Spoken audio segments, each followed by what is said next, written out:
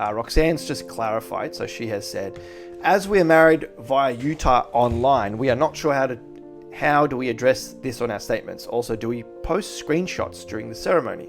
Won't it hurt the application as we got married online? You would approach the marriage online as you would any other marriage. You would just talk about the circumstances that led you to marrying online. You would evidence the marriage. You would attach screenshots of the ceremony and of that process. You would attach screenshots of any messages of congratulations that you and your partner Justin may have received after your marriage. Will it hurt the application as you got married online? The word hurt is just too broad for me to have a clear yes or no answer to.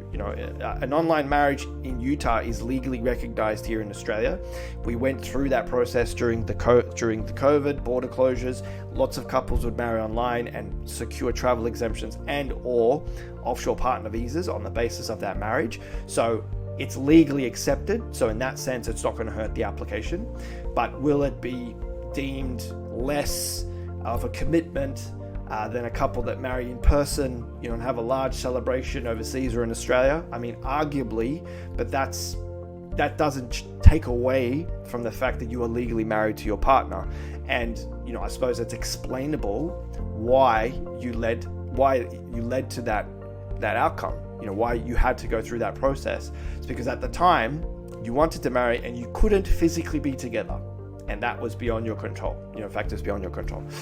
So I would evidence it as much as you can. And it's going to rely or depend on, I suppose, the proof of the ceremony, maybe the arrangements leading up to it. So speaking to the marriage celebrant, the application you may have submitted, documenting that process, and the post ceremony, the post marriage and what happened after. And since you've been here, Roxanne, now you've started to live together as husband and wife, and you talk about that in your relationship statements that, maybe now you're considering an Australian celebration, not necessarily marrying because you're already married, but you may be registering the marriage here in Australia, getting an Australian marriage certificate just to supplement the Utah marriage certificate that is legally binding. So those are, I suppose, some recommendations that I can give you. But again, you are legally married, and that's really what should matter. It should matter the type of marriage, let's say, or the type of wedding.